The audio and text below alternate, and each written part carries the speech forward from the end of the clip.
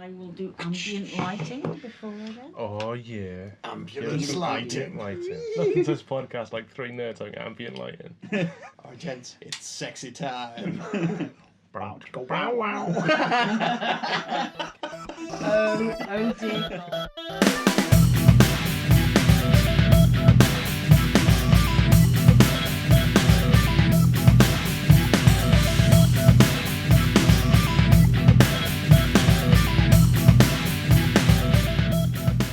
Hello and welcome to NerdVsWorld, episode 22. We think.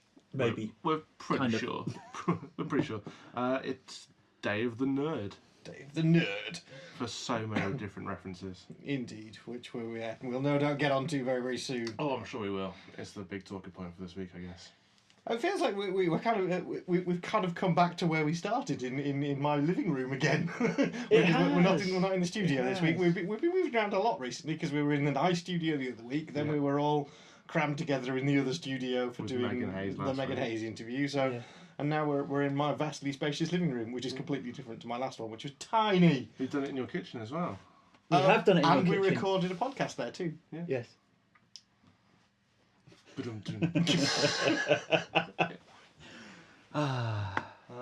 Podcasting everywhere. Yeah. Flagrantly podcasting around everyone. I still think the best place you podcast is that little wine bar in Bath. That was really cool. That was the upstairs of the wine bar. Yeah, that was a great one. I also liked the bar in Brighton. Oh, Professor Elemental. No, the Robert Rankin. Robert Rankin. Professor Elemental has not yet been on the show, but we'll get onto that later. Spoilers. Spoilers. Fair enough. I've so got to avoid spoilers this weekend because I don't think I'm actually going to manage to watch the Doctor Who episode before I go to the 50th celebration. So stay off my Twitter feed then. But I'm going to have to stay off the internet and not talk to basically anybody at this Doctor Who celebration because I would say I very much doubt there'll be anybody else who's going to go to this that won't have seen the episode. No, that's true. They'll all have seen it. So I'm just going to have to walk around with a big kind of dunce cap on. I have not yet watched the episode. Please don't talk about it in my vicinity. Did you see the Night of the... I saw Night of the Doctor and man was that fucking epic. Was wicked. It came out of absolutely nowhere and was just stunning. Is that the first secret Moffat's kept?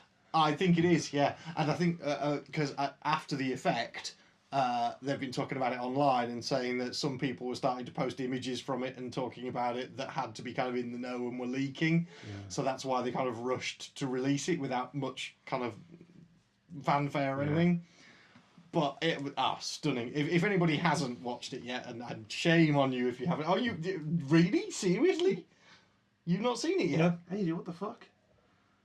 Dude, it's like a 7-minute long video that's available online. It's on the iPlayer, man. You can watch it legitimately and everything. I don't use Mac stuff, do I? Why do I want iPlayer? iPlayer isn't Mac, dude. iPlayer is the BBC. It's BBC iPlayer. That one. Yeah, I know it's confusing because the little I. Yeah. I'm half tempted to stop this podcast right now, make him watch it, and then get his response. Right, we're going to do that. We're going to do that. We'll be back in a moment. And we're back. And congratulations, you just time travelled 7.5 minutes into our future. So, now that we've all seen it... Fucking amateur hour, isn't it? Thoughts, gentlemen? It's awesome. And I just wish we'd have a season of him as a Doctor because he was amazing. There's so many people now petitioning for that online. Spin off. Yeah, exactly. Yeah. They're all going, go back, do a series of 8th Doctor adventures, live action.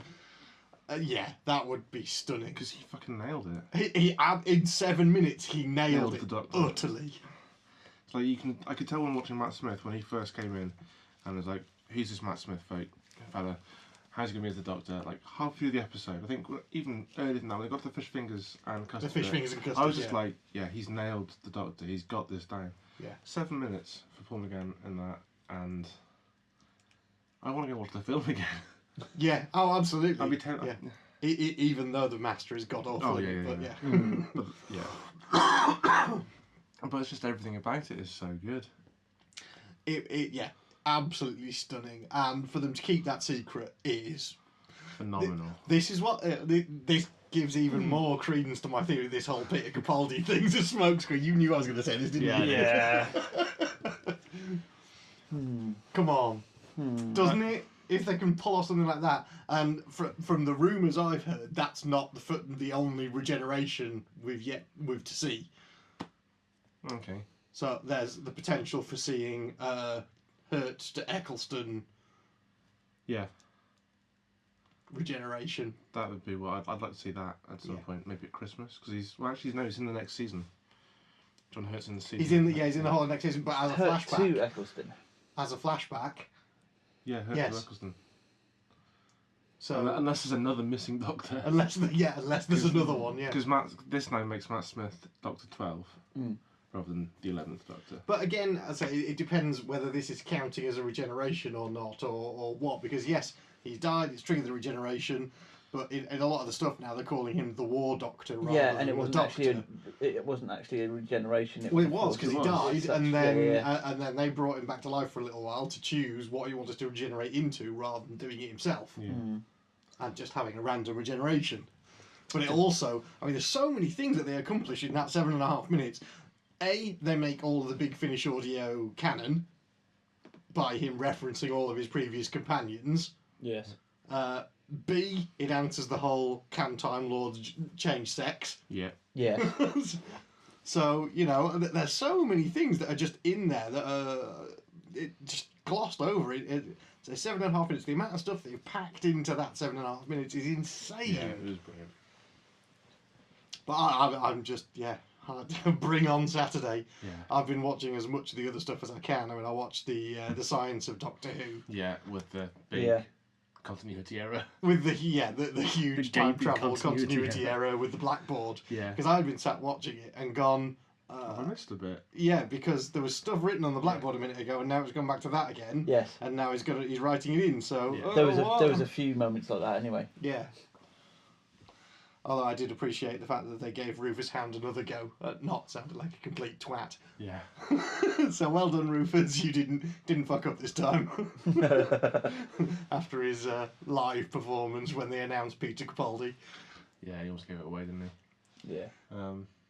It wasn't that, and then he got all sorts of stuff rather than knocking 3 times instead of 4 and stuff. And he just he prides himself on being a Doctor Who geek, and he has tattoos of Doctor Who and everything. And he messed. To be honest, I think if I was on TV and a live experience like that, I'd probably mess up a few things as well. Let's put that to the test. Yeah. My pants being the first of them, I think. Live TV. I couldn't do it. So I love the Science of Doctor Who one. I thought that was a great documentary, a great not documentary, lecture. Yeah. Sent Megan to sleep within 5 minutes. Yeah. It's got to be something to do with his voice. But we sat down watching it, and the kind of opening couple of minutes of the skits, which were great. The skits in that were brilliant. They were well written. Shh, Brian. No. But then, literally 2 minutes into the lecture, she was passed out on my shoulder. I was like, right, let's get her up to bed then. But no, I enjoyed that. And then today I watched there was the show on last night, which was The Ultimate Guide to Doctor Who. Oh, yeah. I haven't seen that one yet. It's good. It's a huge documentary. It covers quite a lot, but it does miss out a lot of stuff. I think because they talk a lot about companions, but they only really focus on the female companions. Then they do a bit about the boys, but pretty much all the boys they reference are just the new ones. Right. So there's no reference to the original Chesterton or people like Adric being the first companion to die and stuff like that. There was no mention of those. But to be fair, they had 2 hours to cover it, and they do a reasonable job. Yeah. And then there's been the Doctor Who Monsters Countdown, which was on last weekend. There were basically they did a countdown of the top 10 monsters, and then showed an episode of each one. And again, they were all episodes of New Who. Right. Yeah. I kind of got bored with that Well, I didn't. I've got to admit, I watched bits of didn't it and I watch was like- any of the actual Doctor Who episodes. I No. watched the 5-minute intro interludes, yes. section Yeah. where they talked about the monsters and showed them kind of where they came from and stuff. And then they went into an episode which I just turned off. Apart from I had to watch the opening 2 or 3 minutes of A Good Man Goes to War because that's awesome. But yeah, so there's just been stuff everywhere for Doctor Who in this last couple of weeks. It's been amazing. It's been brilliant. And then we've got the Adventures in Time and Space. Thursday night, Thursday night. 9 p.m. Yeah, so when this goes out, we'll have seen that. Yeah. And then the big night on And Saturday. then, Saturday night. I was going to go to the View to watch it in 3D, but I kind of decided I'd rather watch it kind of on my own, I think. Yeah. Rather than at the cinema, I just enjoy it on my own. Okay. And save that cinema ticket for Hunger Games. Oh, I'll see Hunger Games on Friday. Yeah. I'll see Hunger Games straight away. Yeah, I mean, if I wasn't already busy on Saturday, I would have probably gone to the Cineworld to see it because I've got my unlimited card, so I would have probably gone down there. I will try. Depends what time I get back on Saturday night. If I can squeeze in watching it on Saturday night, I will. Because it's an hour and a half, isn't it? It's it's like 90 minutes, yeah. So, yeah. Yeah, it's a feature. I don't know whether I'm going to be able to because we're going to have to set off from here at 7 in the morning to get down to this Doctor Who 50th on the Sunday. You'll squeeze it in.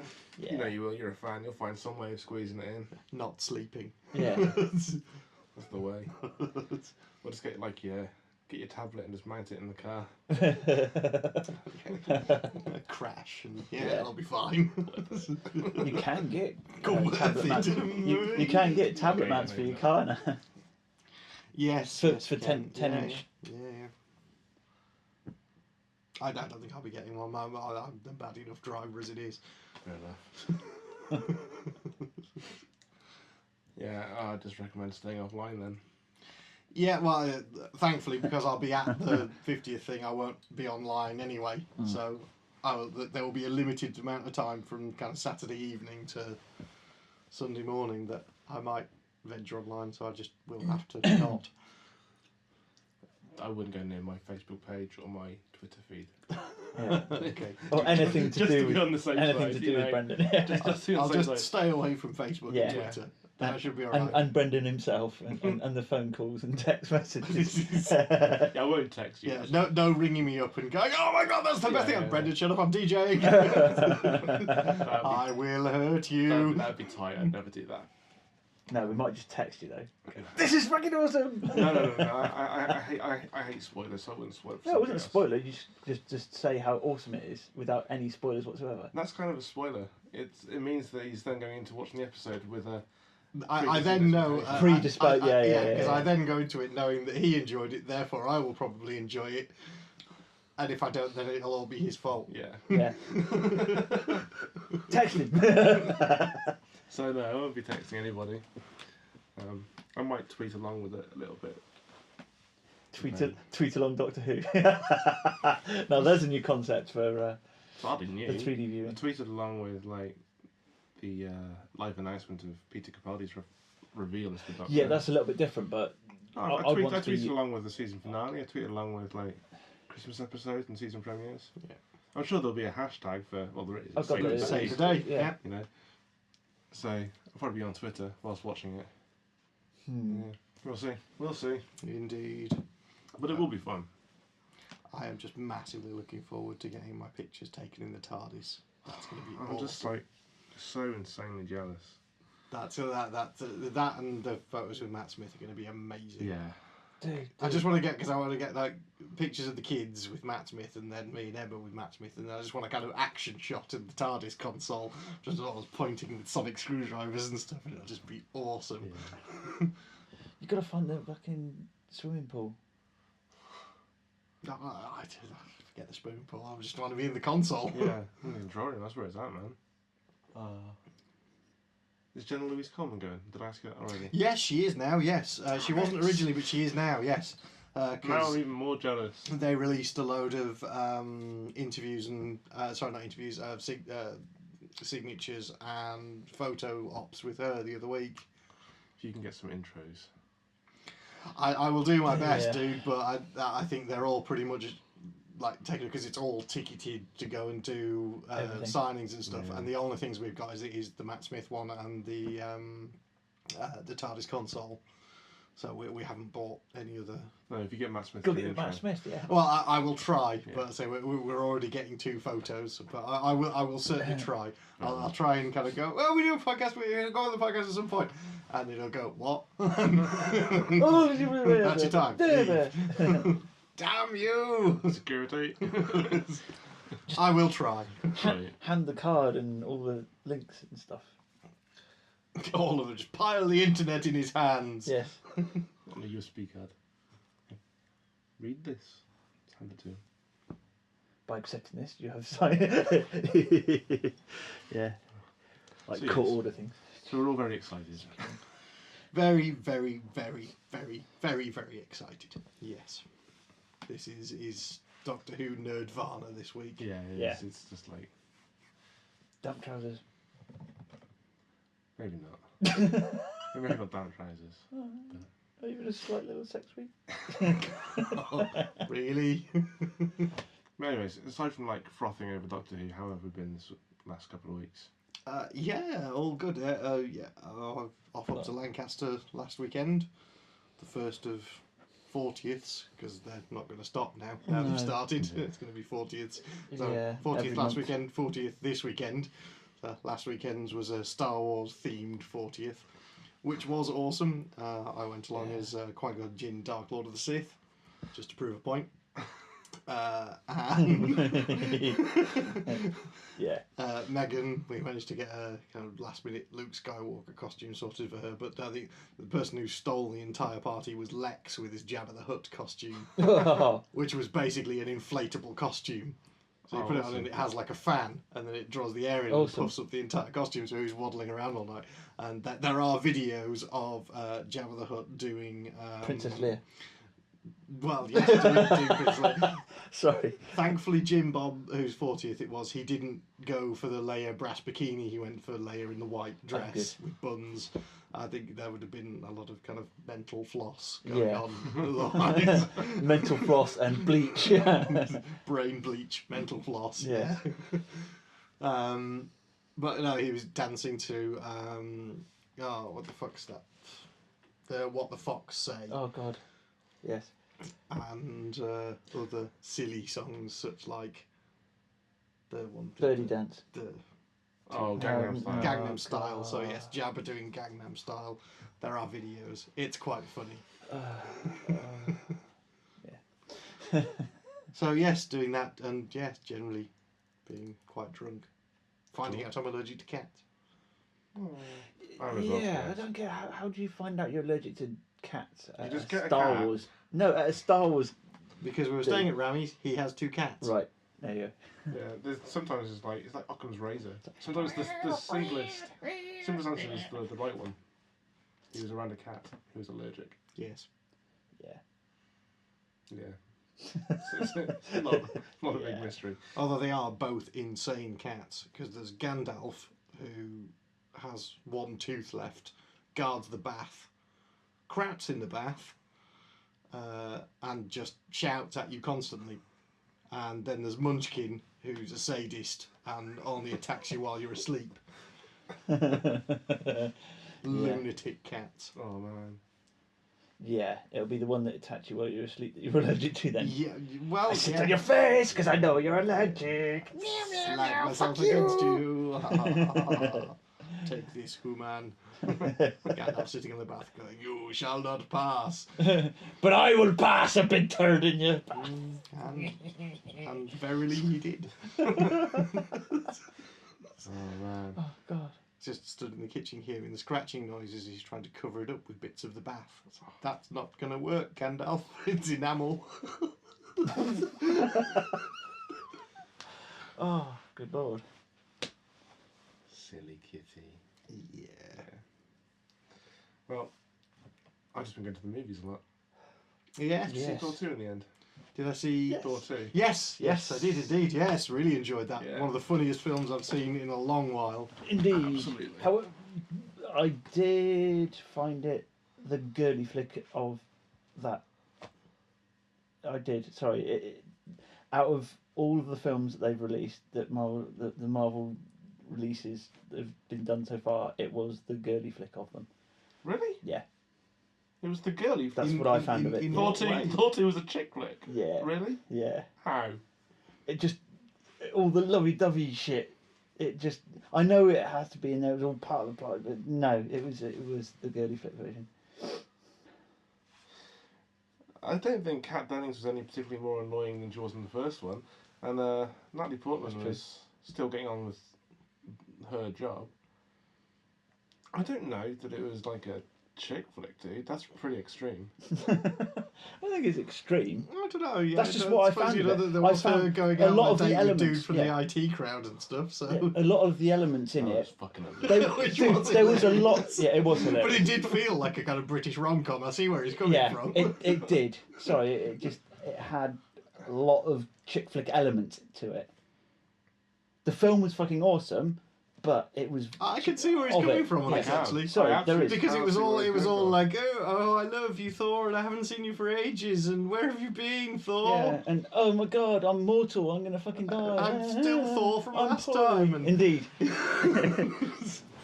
And then then they buggered off, and the whole kind of final reveal was in the post credit sequence. So and they get together and they snog and Mummy died, and Loki died, but no, he didn't. But yeah. But where's Daddy? Daddy's bound in the cellar. Yeah. Probably. Fetch the gimp. Exactly. It's the Odin gimp. It was a good ending. Oh, it was brilliant. It was, yes. The entire film was fantastic. Yeah, it was. The humour in it was second to none. Yeah. It easily the funniest out of them all, which is saying quite a lot because I love the Iron Man films because they're dryly funny. Yes. And that's all just down to kind of stark sense of humour. But the dialogue was genuinely funny for the majority of the film, and I loved it. No, that was brilliant. There was quite a few moments where you can almost see Anthony Hopkins just about to fucking piss himself laughing at some of the lines he gave. And it was those little cracks in the corner of his mouth just about to go... Yeah. I don't know, it's come up against a lot of criticism, especially for the ending. The kind of end battle. Everybody, the criticism I've read says that it was all just very confusing as to what was going on. What? Which it wasn't. Indeed, I didn't have any problem following it at all. Well, it wasn't confusing in the slightest. They were having a fight. The worlds were getting together, so and they were going through different worlds. Yes, indeed. With the remote control job. I didn't find it that confusing at all. Obviously, critics are just dumb. Yes. Hello, critics. Yes, how fucking stupid are you? It explains it leading up to the whole battle during the whole film. It did, but that's the only criticism I've seen of it, was that was all just kind of very confusing, fast action and didn't really make much sense. I don't get that. I thought it was explained perfectly. Yeah. And I love the fact that London's being used in the same way New York was in the Avengers. Yeah. I loved that, and they didn't go down the usual angle of when an American film is shooting in the UK of buses and black cabs and the set pieces of the themes. Oh, there was a black cab on there. Well, there was, but then you saw all the policemen in their normal uniforms and stuff. They weren't dressed as bobbies. Yes. So I thought it dealt very well with showing that it was being filmed in London. It looked like it was filmed in London. And I thought that was really cool. Yeah. I am hoping beyond hope that this week's Agents of S.H.I.E.L.D., because they're saying it's a crossover, this week's Agents of S.H.I.E.L.D. is a crossover with Thor, I'm hoping it's them travelling to London to catch the dog thing. That would be brilliant, yeah. It's on tonight. In the States, on tonight in the States, so yeah. And it's on tonight as you listen to this episode on the Friday, because should be that episode. Yeah, it will be on Friday night, so yeah, when you're listening to this, it will be on, 9 PM Channel 4? Yeah. Yes. Or 8 PM Channel 4? 1 or 2, yeah. And I'm really, really hoping that it's them going to England to catch the remaining beastie. That would be quite funny. I think it's more to do with Fallout from the Ether, I think. But possibly. I just think it would be funny as hell if they did that. That would be a genius monster of the week. How are you getting on with Agents of S.H.I.E.L.D.? It's growing on me a lot more now, actually. Now that Fitz and Simmons are actually developing a character. Yeah. Love it. Sky's still annoying. Yes. There was the one episode where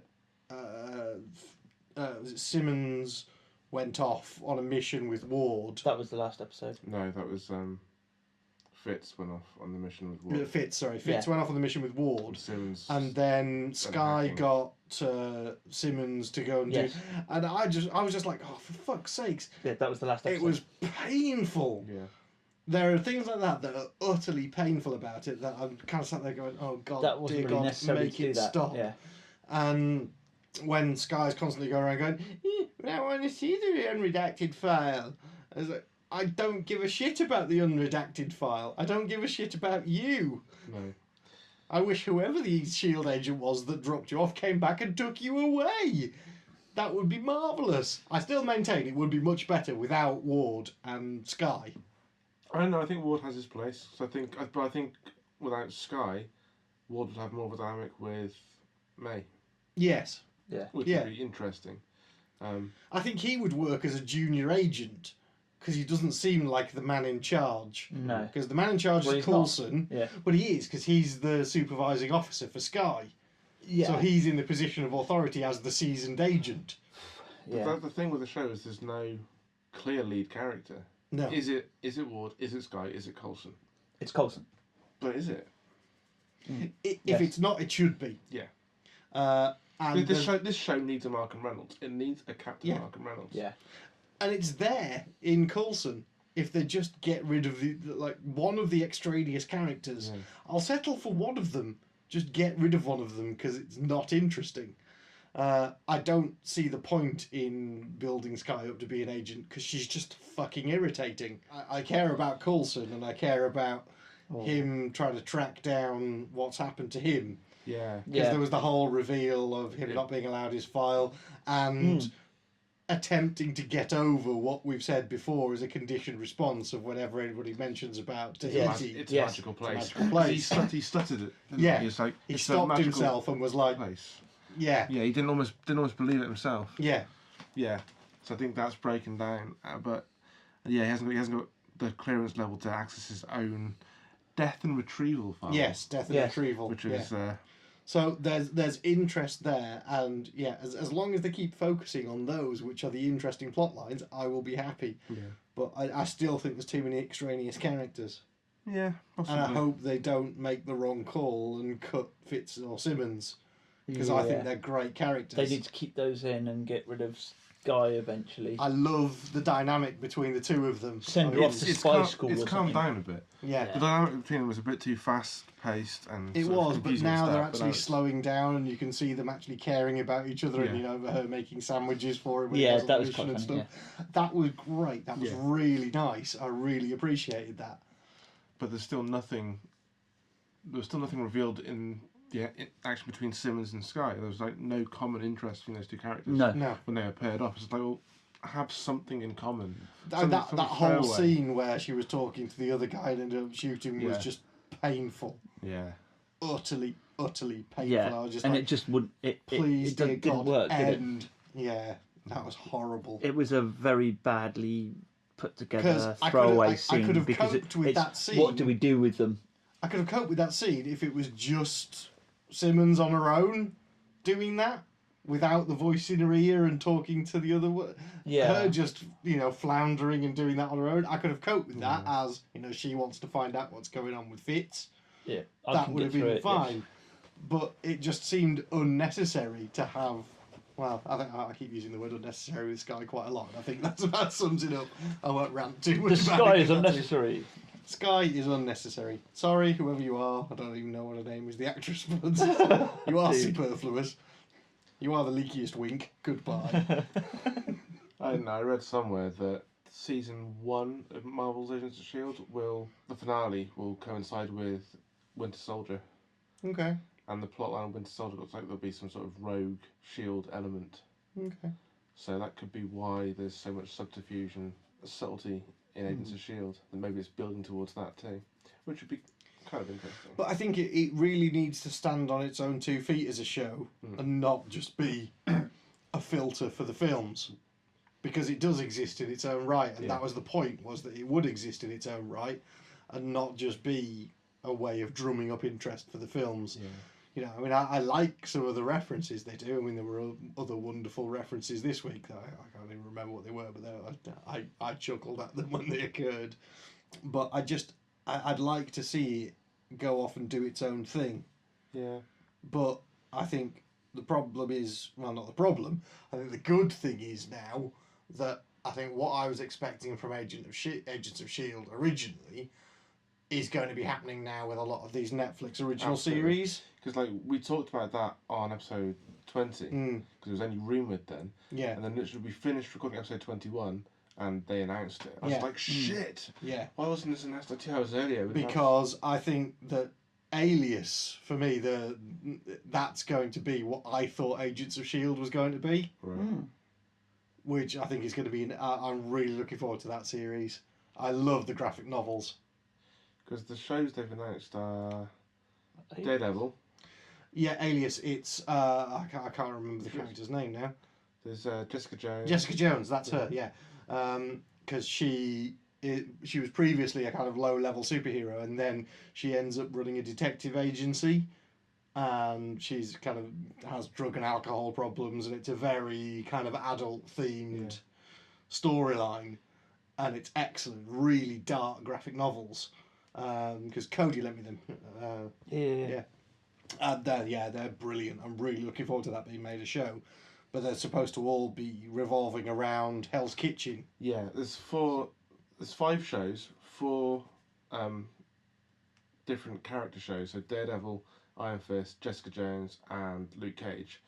And those will follow 4 separate plot lines, which will all intermingle and lead to a Defenders miniseries. Yeah. That'd be quite cool. Also in Hell's Kitchen. So that should be freaking awesome. Yeah, because that'll effectively be a kind of mini microcosm within the Marvel universe, which I think will work really well. Yeah. But that's kind of what I was expecting from Agents of S.H.I.E.L.D., was them to be just kind of a bunch of investigators going out and doing... I wasn't expecting it to be quite as grandiose as it is now. Yeah. I was expecting them to just be kind of low-level agents going out and doing things, but the way it's happening with Agents of S.H.I.E.L.D. is they seem to be very much high-profile, and you know, they're the team that can. Yeah. Which is odd, because they make so many mistakes. You don't think of them as the smoothly polished, well-oiled S.H.I.E.L.D. machine. Well, no, they make a huge meant to deal be. out of the fact that they're not. Indeed. They go, oh well, you know, we've not been on a mission together to start with, and that was their first one, and then all of a sudden, in the last episode, they're like, oh well, it's Coulson's men, and they can do what everyone else can't, and blah blah blah, and it seems a bit weird. Yeah, it was a bit too soon for that. I don't think they've kind of pitched what they're doing at the right level yet. No, I don't think they quite know entirely what they want. I think they're just being pulled in far too many directions because they're trying to do stuff that links up with all the Marvel universe, and because all those films are coming out and have their own backstories and their own setups and etc., it's being pulled in the, oh god, we've got to do something to tie in with Thor this week. Oh god, we've got to do something to tie in with Captain America this week. Avengers 2 is coming out, we have to do something with that. Guardians of the Galaxy is coming out, we're going to do something with that. They're just being pulled left, right and centre, and it's not giving them a chance to kind of be themselves, because I would like to see them being like a superhero version of the X-Files.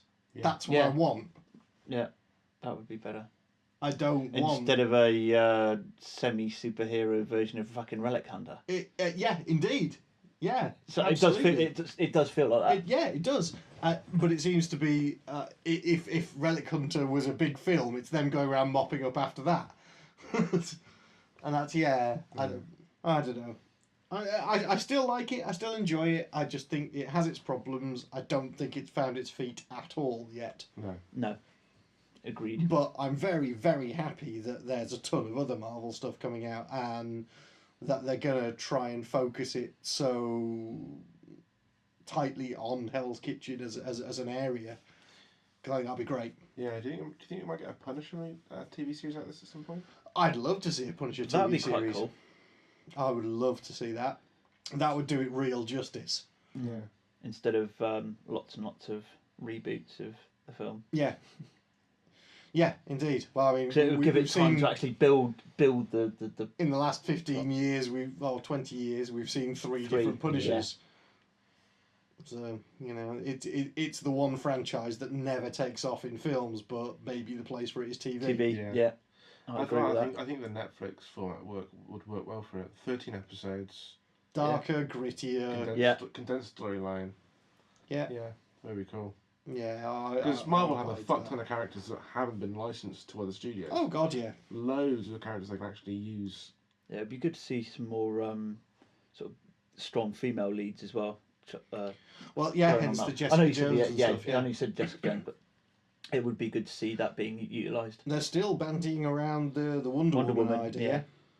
Well, that isn't necessarily what I was thinking, but yes, I know that's but they're going. An option. The latest rumour that I've heard for that is that she's going to be introduced in the Batman vs Superman film. Yes, indeed, yeah. Which makes sense. She should be there.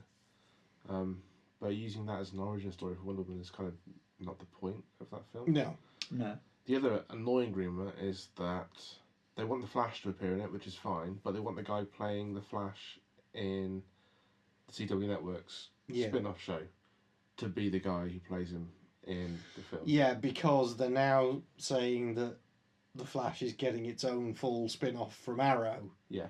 Well, that was announced a while back, and that's the pilot's been ordered and that's been confirmed, and the Flash has been cast, and Arrow's been building up to that over like the last 7 weeks. There's been Star Lab stories in every single episode of Arrow season 2. But yeah, just having him play the Flash in the film, crossing universes that way, just seems a bit too soon. And he wouldn't be the character that I would choose to be the crossover between film and TV for the DC universe. No, God, no. I don't know. I think that possibly a good way to do it for DC would be to build it all up on the small screen and then do a big Justice League with everyone they've built up on the small screen. Yeah. Mm-hmm. That works for me. Yeah, works for me as well. Because they've already started building up the universe there with Arrow and everything, and with the Flash and now. That well, yeah. So then Commissioner Gordon's getting a spin-off as well. They might as well build that up and then just do a big film version of all of them living together and link up all the continuities. That'd be a good way of doing it for DC. Well, we've always said that though. We've always said that's the way forward. Well, no, we said a lot of different stuff. Is that yes, that could happen, but we were always talking about the Justice League just appearing in the TV world, but as a kind of spin-off to do a big screen extravaganza version of all the TV shows is a cool idea that I hadn't thought of. I think that would work. Should we take a break for some music? I think we should, yes. Yeah. Cool. Did you honest this week? You found the band? Yeah, sure. Well, I've not found the band. It's this week we're going to do it's a bit of a mashup with a couple of people who'll be appearing on the show fairly soon. It's Professor Elemental, who if you've listened to the show before, you should know who Professor Elemental is. If you don't, shame on you. Go and listen to him immediately. And Helen Arney, who is a ukulele playing nerd physicist, stand-up comedian, and all sorts of other stuff. And yeah, she's going to be touring next year, and will be on the show starting next year as well. So yes, please enjoy Professor Elemental and Helen Arney doing animals, literally. See you on the other side.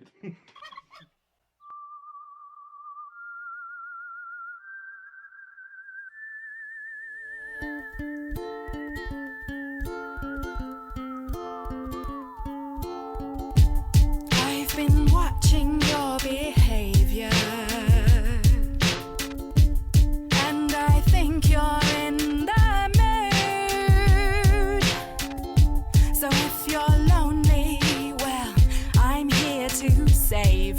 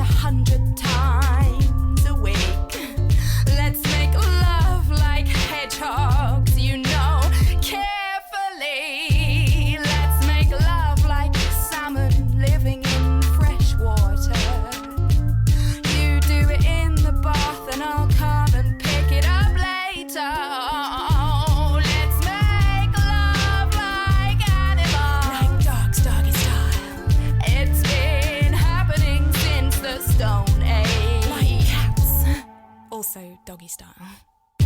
Let's make love exactly like other animals, but mostly dogs. Open up that Wikipedia page. Let's make love like anglerfish. Yeah, it's kind of complicated, but it's worth it. You use your highly developed olfactory sense to swim towards me for several days, and then you bite me, and that releases an enzyme that then dissolves your skin and your flesh and your fins, leaving only a pair of genitals attached to the side of my body for me to use when it's convenient. I've been waiting to find someone so animalistic, misunderstood just because I like badgers and whippets and seagulls and snails who incidentally fire love darts. Well, I brought some chocolate. If you like them, I'll dance like a squid or croon like a humpback whale. Let's make passionate love, a beast with two tails or a porcupine. I'll spray you with wee, and if you don't scream, we'll get to it. Actually, skip that one. Let's not do it. Let's get it on like pygmy chimpanzees. You know, constantly. Not rest until we've done some things that even seem odd to me. I am the man to put the ooh in zoology. You can be my queen, I'm the drone in our colony. But let's leave the metaphor there, because as everybody knows, when a gentleman bee is done, his genitals explode. Oh no, I've said too much, now I'm alone, confused, waiting like a self-cloning lizard. Too much pseudo-copulation. Let's make love like animals, yeah. It's like biology, GCSE, but sexy. I've done my naughty course. I know what will get you in the mood to love like an animal. Yes. I'll get out my David Attenborough DVDs, yeah. So we're sitting on the sofa with a cup of tea. Oh, gorgeous. This is not getting us anywhere.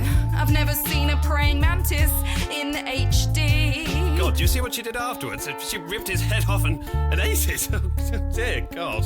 Do you wanna? No. No. No. I guess we'll end up being the same animals we've always been. Pandas. Hello and welcome back to part 2 of the show. We still don't know what episode number it is, but It's episode 22, I'm fairly sure. I'm sure you said 21 earlier Oh man. at the start of the No. show. No, he said 22. No, he said It's 22. It's 22. He did say 22. So I'm going to get comfy in this lovely chair. This chair's like, it's awesome. It, like, kind of rocks and bounces at the same time. Cool chair. Rocks and bounces. Yeah. Marvellous. It's cool. It's not like the ones in the studio. Just they just like turn me. around. My Brandon, Yeah, if I start snoring. on it's my 'cause- black chair. 'cause this chair is so comfy. Well, that cushion's not comfy. Now you're feeling IKEA. Oh, there we go. That's better. There we go. That's better. Yeah. So where were Just, we? you were Sit just in front. readjusting your bunion cushions. It's a funny place to have a bunion. Where were we? We were listening to marvellous- Professor Elemental and, Yes. and Helen Arney and marvelling at their comedic overtones. Indeed. That was, And looking forward to both of them being on the show next year. Yay. Because, it looks like we've got Professor Elemental, hopefully, for our 1 year anniversary show. Boom. Get in. Indeed. And then Helen is touring in March. And I believe she's coming into the studio to record with us in Sweet. March because she's playing Oxford on the 9th of March. Cool. So she's going to come in, record the podcast, then go and do the show. Awesome. So that'll be a Sunday. That's a Sunday, yeah. Yeah, they're doing that. So, yes, should all be very, very good fun. Yes, indeed. Cool. So, what else has stuck out in the news recently? Sony fucking up PlayStation. Oh, we're not going to get to that part. Yeah. all the hard work they did in sort of effectively burying Xbox One and all the pre-launch stuff. They dropped the ball. Kind of undone by the fact that they're estimating 4% of first wave units will have this red line, this blinking red line. I thought it was a blue light. No, there's two. There's the flashing blue Right, light, okay. which is a fixable issue, and then there's the red line of death, which is it overheats and just shuts it down completely. So yeah, the red line and the flashing blue light. And then to mix in with something else that we were talking about, in the break, with Blockbusters shutting down, all the people who pre-ordered and bought consoles through there won't even get them. I know. Will they get a refund? Well, apparently anybody who pre-ordered and paid the entire amount, Blockbuster are trying to source the consoles for them. But anybody who just paid a deposit, What's the deposit? yeah, Ooh. This is because Uproar. Blockbuster have gone into administration again, yes. And so a lot of the stores, the store I used to run has finally, I think it's just shut its doors this week. So yeah, it will be missed from the high street. Yeah. I certainly will. It's one of those things that Blockbuster video rental has been such a huge part of my life before I started working in them. Because when I was a kid, I used to go to the cinema all the time. I used to go rent videos out all the time, sit at home, watch them. Yeah. I loved it, because it was Ritz at the time, and then Ritz got taken over by Blockbusters. And then they didn't ever bother upgrading the computers and stuff like that. But video rental has been such a huge part of my life because I'm a film geek and I've always been a film geek. And the way that's happened is because I've not been able to buy all the films myself. I've just rented them, and that's been every week. I used to go down to there was a local spa in Lancaster that weird. I walked in there this weekend. Walked through those doors and bought beer. It was like, oh my god, I've not been in here in like 15 years and the shop is still here and it's still the same. Apart from they don't do video rentals anymore. But that used to be, I'd buy a film I wanted to watch and then the most rubbish looking sci-fi I could find on the shelf because they did a buy one get one free. Yeah. So I'd pick up like the most shonkiest looking Random sci-fi off them. thing. Yeah. And I saw some fucking horrendous films. I used to do that. Have you heard of one called Hybrid? Yes. Essentially, Hybrid is Fucking awful. half alien, half human. softcore porn movie. Yeah, pretty much. And honestly, it's exactly a bunch of people. It's the kind of double X version of Species. It's not quite triple X, but rather than having a nice, attractive alien, there's a huge, gribbly alien. Yeah. And so they kind of get caught in this scientific research facility because of an ion storm. And then they're running around inside. Those pesky ion storms. And then they're like going around, oh god, we've been outside for so long, and then they go around and try and investigate the place, and then there's two girls, and they go, oh my god, it's a shower, we've not had showers in forever, bow chicka wow wow, and then the 70s music kicks in, and there's a shower scene, and they're rubbing each other, and then there's the alien running around and chasing them, and then kind of hapless hero and large-chested female end up going, oh, I'm so scared, and bow chicka wow wow, and this goes on for like 2 hours. Of intercutting sci-fi horror with softcore pornography. Yes. And I watched it right through to the very end. Emmanuel in space. Yeah. And then it got right to the very fucking end of the credits. And at the end of the credits, to their absolute... I will never, ever say anything wrong about them for doing this. Right at the end of the film, it said, coming soon, Hybrid 2, The Patter of Little Feet. And then it ended.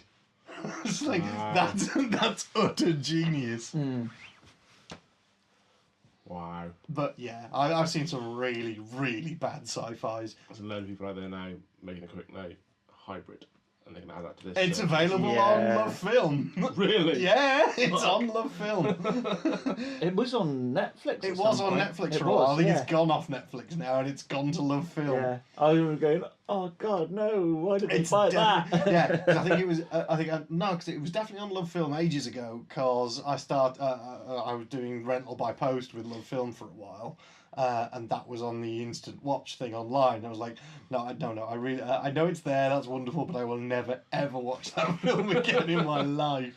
Oh man, it's nuts.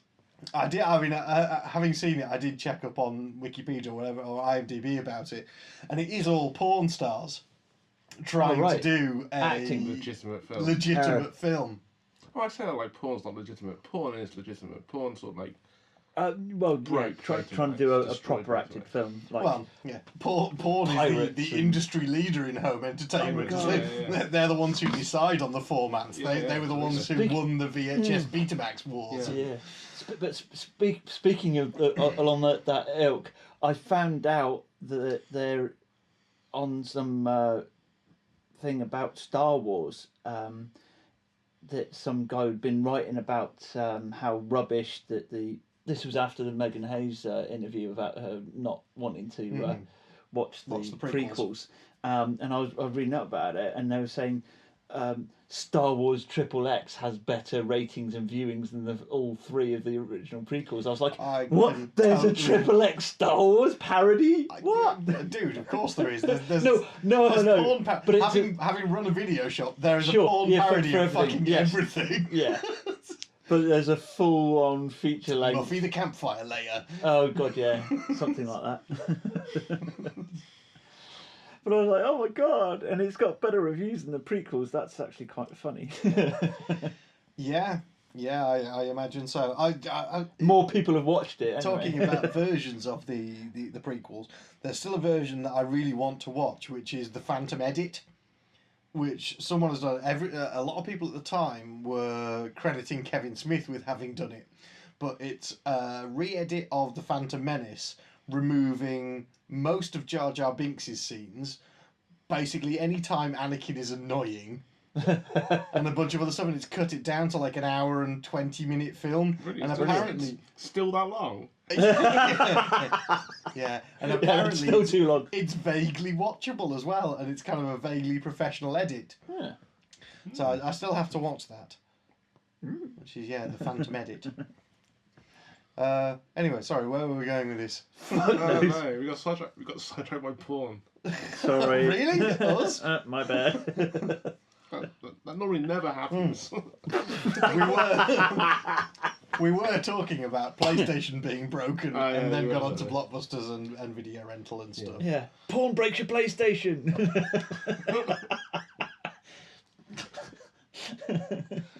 Good. These days he probably will now that fucking Cameron's on his anti-porn rant. True. Yeah. I was reading the article, and basically a lot of the companies are saying, you know what, we can't block it because it's not available as content through our services. And Cameron's just like, no, you will block it. It's like, no, we can't. People use it with a kind of peer-to-peer thing. Darknet, nothing to do with it. Doesn't come anywhere near our fucking services. This is what happens when you put. But no, you must do it. All right, Mr. Cameron. Yes, we'll do it. Okay, we will make it happen. This is what happens when someone calling the shots has No fucking idea about knowledge. it. No fucking clue. Absolutely. But that happens in so many industries. Yes, it does. Yes, Not and just in politics as well. But and it's not the reason why we're recording in our living room this evening. No. Absolutely isn't the reason. So what else? What else has been in the news? Oh, here's one. AMC are picking up Preacher. Yes, fuck yes. What is Seth Rogen? What's he to do with it? Yeah, there was just Seth Rogen put out some tweets saying that something he'd been attached to and working on for 7 years is getting picked up, and then he tweeted, Arseface, John Wayne, and the Saint of Killers, can't wait. And then it's kind of been announced that HBO had optioned the rights, but then gave it up. They'd even gone so far as to mock up a prosthetic makeup test for Arseface, Okay. but then they kind of dropped the rights, and AMC have picked it up. Because AMC are going to have a gaping hole in their schedule now that Breaking Bad is gone. Indeed, yeah. I to be honest, I'd rather see AMC with it than HBO, because I think HBO, it just runs the risk of being another tits and ass series. Yeah, I guess. But whereas AMC are doing cutting edge comics properly. Yeah, I kind of want them to go for the hard R. Oh no! Fuck yeah! It's got to be up there. It's got to be twinned with Walking Dead and stuff. Yeah. That would be awesome. But yeah, so I'm looking forward to that. Yeah, most definitely. I'm intrigued to see. Any inkling of release on that? Or? No, fuck no. It's still in talks. Okay. Just announced. Yeah, I'm intrigued to see what Seth Rogen's impact on it is going to be, because much as I like it, he seems a bit too. He's a bit too stoner comedy for something like that. Well, yes and no. I mean, to be fair, Cassidy. No, some of his lines will go down the Seth Rogen route. I'm just hoping that they don't shut out Garth Ennis like they've shut out some of the guys who worked on Walking Dead. Possible. I mean, Robert Kirkman's always been involved. Yeah, but writers change every season on that show. Yeah, they've changed the showrunners and stuff on Walking Dead, but to be honest, I've never had a problem with them doing it because they've only changed them whenever they got dull. True. And my only other concern is Preacher, the era in which it was written and which it was set was a very specific sort of feel. Yeah. Is there going to be an element of cultural disconnect between the sort of Generation X grunge of the 90s and now? And I think there will be. Yes, absolutely. There will be. And that's my concern, because that is kind of integral to some of the early issues of Preacher. Even so far as the fact that Arseface is Arseface because of Kurt Cobain. Mm. Because he tried to off himself and botched it in the way that his hero did. You know, so those sort of cultural references and the sort of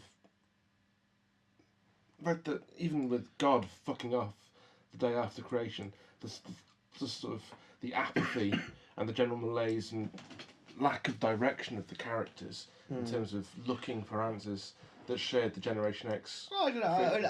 I think there's hope for it if you look at stuff like Zack Snyder's Watchmen, that took something that was utterly anti-Thatcher and brought it up to date. Yeah, to an extent, I wasn't overly impressed with Watchmen film. Really? Yeah, I didn't like it as much as I liked the book. Okay. Well, no, I didn't like it as much as I liked the book, but that's because the ending was completely different. Very, yeah. And they missed out all the kind of lead up to it with the pirate. Yeah. Yeah. The black ship and everything, the black freighter. So, yes, there were problems with it. I mean, a lot of those got redressed with the Ultimate Edit. Okay. Where they included all of the black freighter stuff again, but still, in including that and still having the ending that they went for, it makes the whole black freighter stuff utterly useless anyway. Yeah. Because the whole point of that was it was written by the guy who was on the island while he was doing all of the designs of the giant squid, which never occurred. So yeah, and I also felt the film was just too long. It was a bit long, So yeah. In which case, you would hate the longer version. 3.5 hours is the ultimate. I can remember watching it at the cinema, being so up for seeing it at the cinema, and it just dragged on too long for me. But oh well, we'll see. Even Linkin Park didn't pick it up for you. Fuck off. That's Preacher. So that's where we're at with Preacher. Yeah. I've been thinking today about who would you cast in the roles? Who would you cast as Reverend Custer for a start? I'd probably want to go for someone like Chris Eccleston. Yeah. Yeah. I was thinking guy who played Guy Esparta. Yeah, he'd work. Yeah. He'd be great. Yeah. I'm so gutted that Brittany Murphy died. Yes. Because she'd be a great Tulip. Yeah. But Sarah Michelle Gellar could also do Tulip, I reckon. And Well, I forget. Might be getting a bit old now. Possibly. I forget the actress's name, but you know the demon Meg from the first season of Supernatural, the lass with the short blonde bob. Yeah, I know what you mean. Yeah. She'd be a good Tulip. Cassidy. I'm trying to think who I'd cast as Cassidy. That's the one I'm stumping over because he's got a particular look. Yeah, I'm not sure about that at all. I reckon Seth Green, possibly. Maybe. The only issue is that he's got to be genuinely Irish, I think. But yeah, it got me thinking today when I was reading over the news of that. I was thinking, who would I cast? Who would be that? And casting Preacher was the hard part. But yeah, I'd go with the guy who played Guy Esparta. What's his name? Is it Tommy Monaghan? I know he's Scottish rather than Irish, but he did the Irish one in Robin Hood, Prince of Thieves. He's Sons of Anarchy. He's Yeah. you know what I mean. Yes, I do. Yeah. The guy with the scars. Yeah. Yeah, I know the guy. I think it's Tommy Monaghan, I think is his name. I can't remember. I can't remember, but yeah, I know Is exactly he who. not a bit old as well?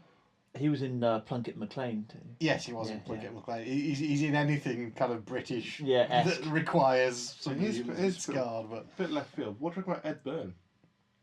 Ed Byrne, interesting. Put a comedian in the role. Interesting. Yeah, that could work. Because he's got the wiry frame for Yeah. That It'd be could very work. shouty though. I think Ed Byrne would be very shouty. In No, No, I no. think you could do it justice. Yeah.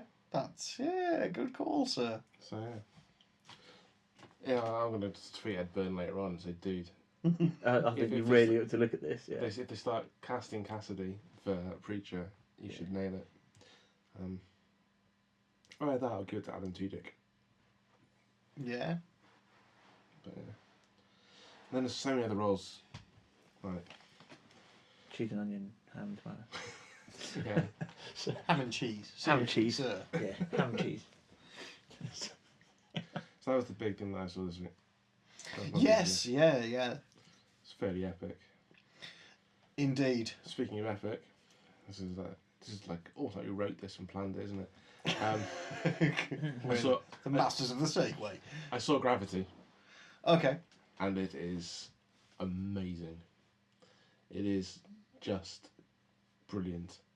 It's not a rom-com. I can safely say that, and you can watch it, Katie, and you might be able to find a bit of chick flick element, but there's none that I could see. Could have had Well, chick flick there's a elements chick in in 4 it. too. Yeah. Oh, come on, that was valid. It's a great film. Only has one issue for me in terms of something that happens that kind of disrupts the narrative a little bit, but it is so minor I had to get away with it. Did you see it in 3D? Yes, And it's worth it. yeah. Yeah, it's worth it. It's So it was really me, worth it. I watched. I needed it in 3D just so the glasses like hid my eyes. They were like welling up constantly during a couple of scenes because it's a really fucking emotional film. Big girl. I left right. So it is a chick flick then. I'd been working all day. I'd done like an 11-hour shift. I drove back up because I was going to go to Sophie's birthday. Yes. And I got back and I was feeling so rough, and I just wanted to just like chill out after the day. And so I thought I'll go and watch Gravity because like no one's going to see a 3D film at like 10:30. So I went to watch it, and no, it was empty. So it was nice. I got to sit there, chill the fuck out, and watch this film. And I left the film, and I needed to see people.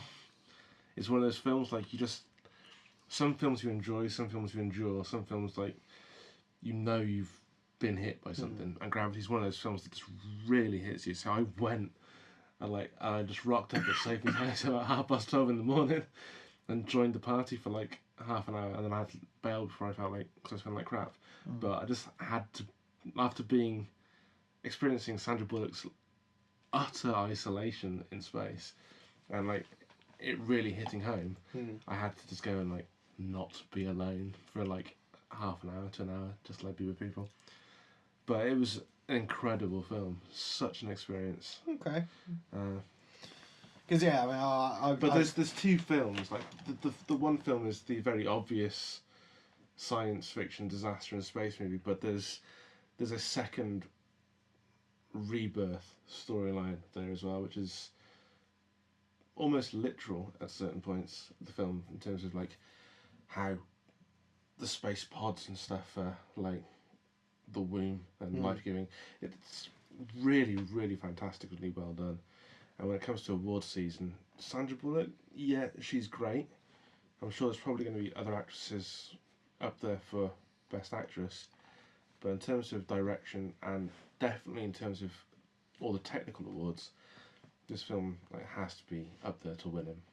Because Alfonso Cuarón was saying that when they were making this film, it's taken them 4 years to make it. When they started, the tech needed to do what he wanted to do didn't exist, so he had to create it. Yeah. And I think the only thing. Well, that's been the kind of hallmark of some of the greatest films of the last 20 years. The Matrix. I have no idea how Lord to of do the this. Rings. Let's fucking make it. Yeah. But I think the only thing that's actually real on screen anytime is just The actors. their faces. So I think even the spacesuits I heard were CGI'd after the event. And George Clooney was saying the hardest part of the film, because they didn't do Vomit Comet, they did like these like 12-point multi-harness rigs, and they're just being tossed around constantly. He said the hardest thing to do was not react when he saw the camera just hurtling straight towards your face. And it's just so well done, and it is beautiful. It's, in terms of how it looks, it's stunning. It's real on the edge of your seat stuff as well. Wow, and that was a genuine geek out moment. I'm spent. Well, no, I do want to see it, so I will try and get to see it, hopefully in 3D, because it's one of those films that, so the technological aspect of it I want to see in the same way that Avatar I wanted to see in 3D. I want to see this in 3D because it's supposed to be amazing. The other thing I've seen recently was Almost Human. Of course, I've been waiting. I can't remember what it was I watched the other night, and it had the trailer for it, and it was like, it's on 2 days' time, and I was like, oh fuck, yes, of course, I completely forgot. Because we've been talking about this show since like fucking, March? Yeah, because Abrams had 2 shows coming up, Almost Human and Believe. Yeah. And now Believe still hasn't aired. And this is the first one, and it's airing in like November. Yeah, which is really unusual. It's really weird, because November, December time is kind of wrap up for summer shows. Yeah. So it's really odd. I think it's good to do that, because there needs to be something out there at this period of time. But I mean, there is tons of stuff. There's tons of stuff that comes back at this time of year. True. That's from the summer season. But mind you, I suppose we're kind of getting less of that, because a lot of the summer shows are swapping to the kind of 12-episode, hour-long format rather than 24, 42 minutes. I think TV schedules, in terms of the full schedule, it's having to adapt to the fact that on demand is making them reevaluate how they present their TV shows. So I kind of like that. That's cool. I do, because it's actually looking at what people are wanting and are watching, and are catering for all that market how they should have done to start with. Well, okay, they've developed. Yeah.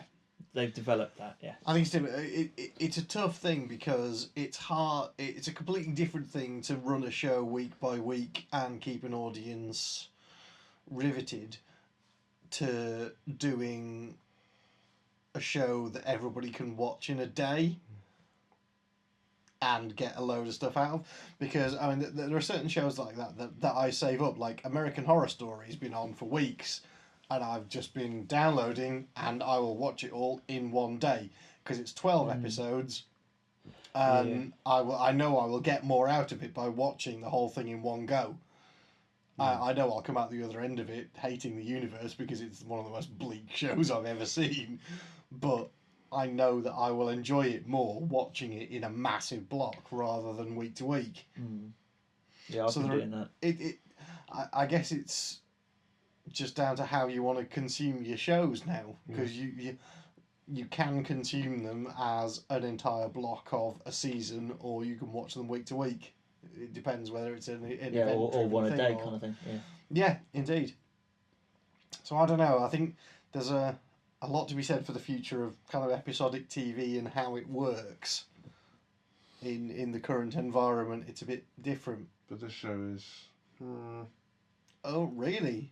Well, it's kind of weird. I had some issues with it. The first episode, it's the first thing that's really weird is that the second episode, tonally, was hugely different to the first. Okay. So I watched the pilot, and there is the obvious sort of... There's a little bit of a Robocop element to it, and the fact that Carl Urban's detective has been in a coma for a while, 17 months, and in an attack that killed his partner, he lost his leg, and so he's now part synthetic, so he's dealing with his almost Blade Runner-ish physical loss and distrust of synthetics as well. And in the pilot, it's kind of cool, because you can see his motivations, and the whole thing is quite dark. And some of the landscapes and the scenery, especially in the night shots, are very sort of Blade Runner-ish. but during the day shots it becomes Minority Report, so it's very, very dark It's and kind of dirty at night. bleached during the day. That And sounds during like the day, it's very sort of... a web series that I watched ages ago. And it focuses around this guy, and it starts with him reliving the memories of what led to him being put into a coma through the aid of a recollectionist who's an unlicensed backstreet doctor who helps him remember these things. And they uncover this plot for this group called the Syndicate to target cops, because all the cops are now fitted with this bio sort of programming in their DNA that protects them from biological attacks and stuff and filters out toxins, etc. And this group have found a way to deactivate it on a mass scale. But the test, how they test it, is really bleak. And I watched it and I thought, fuck, this show's not pulling any punches. That's great. Like they had this guy who they've taken prisoner in this massive elaborate trap with this really horrible payoff. And you think, cool, this show's just like going to go for it. Episode 2, and it's all jokey. Okay. Everything's jokey. Carl Urban's character gets fitted with an MX, who is their android partner, who he promptly kills within like 5 minutes of being partnered with him. Hates him so much, he's driving his car, opens the door, pushes him out. Then he has to go and get another one, and they fit him with an old, soon to be retired off to work in space model, who happens to be a model that was discontinued because of anger management and sort of emotional issues. Do you think that might just be the difference between doing the pilot and picking up for a full season? Possibly. Because I've seen a lot of shows where... Firefly did. Yeah, where they've gone from the pilot and lost major characters from when they've actually picked it up as a show. Yeah, that's more than likely. But like in the second episode... It sounds like it's a victim of the process rather than the creative process. Yeah. But in the second episode, he is over his distrust of synthetics like that, to the point that they're joking, and like the synthetic sets him up with a dating profile. He jokes about how he scanned his testicles and he saw that he was full and backed up. You know, it's just like Carl Urban saying, "Don't scan my testicles, dude." You know, it's like that sort of level. Whereas in the first episode, it was genuinely tense in parts. Yeah, I think that's probably the result of a focus group at some point. Has gone, don't talk about that. And for a show based around the rise of androids, I mean, the premise is that crime has risen 400%. So in order to cope with it, androids were created to partner police officers, but then androids have been there. They've propagated the rest of culture too. So it's taken 2 episodes for a sex bot focused episode to appear.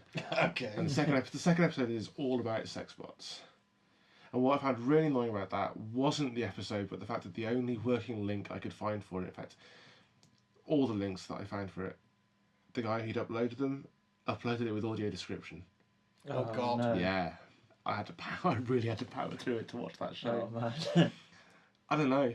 Some of the writing is good, some of the characters are good, but I don't know. So it's no Blacklist, but on the other hand, it's not Defiance. Oh, it's not Defiance. No. In terms of world setting and trying to make an impact, it's good. I just think it needs to settle on a tone. I'm happy with either. The only other thing that really bugs me about the show is that all the big shootout action set pieces, and there's one per episode, are set to this like electronic rave music soundtrack. And it's just like God. That would annoy me. Yeah, and like EBM for tour. It kind of just makes it feel. It kind of makes it feel amateurish. Yeah, it kind of gives it a sort of a B movie feel, Yes. like shootouts with guns literally being accompanied by laser synths. Yeah. And for some reason I still watch it. For some reason it still kind of works, but I'd rather they just let the action play itself out without giving it like MTV in it. Well, it's fine. Yeah, to put you off, all they need to do is do a kind of electro cover of "Come As You Are," and then that's it. You're done. Nail another show. But it's certainly it's watchable. It is kind of entertaining. But yeah, just a couple of things bugged me about it initially. Fair play. Well, I shall probably get around to watching it at some point this week because I've been really looking forward to this. So we shall see. Yeah. See if it And works hopefully out. not on an audio descript. Seriously, I searched maybe 6 or 7 different links. Every single link started. I'm sure with a- TV torrents will come through for me. That's but true, It won't yeah. have it. I just stream it in torrent. Is that about it for the show? I think that's I probably believe a good so. place to leave it. Yeah. Excellent. I think we covered everything. Oh, one last thing before we do go, and it's back on the Star Wars thing. I saw a recent piece yesterday, following up on Michael Arndt leaving writing, and J.J. Abrams saying that if you're expecting anything from the extended universe or the comics, don't. This is not a part of my new trilogy. So all the existing canon is just gonna Completely be Be ignored. gone. fucked off. By the Okay. look of it. Interesting. Yeah. So I rage quit the internet yesterday after that. But there's the other interesting thing about that they've been doing open castings, Yeah. Yes. Yeah. which unfortunately I'm too old for. Same. Yeah, I was tempted. No, you're too old for it as well, dude. But even if I shaved. Too old you are to begin the training.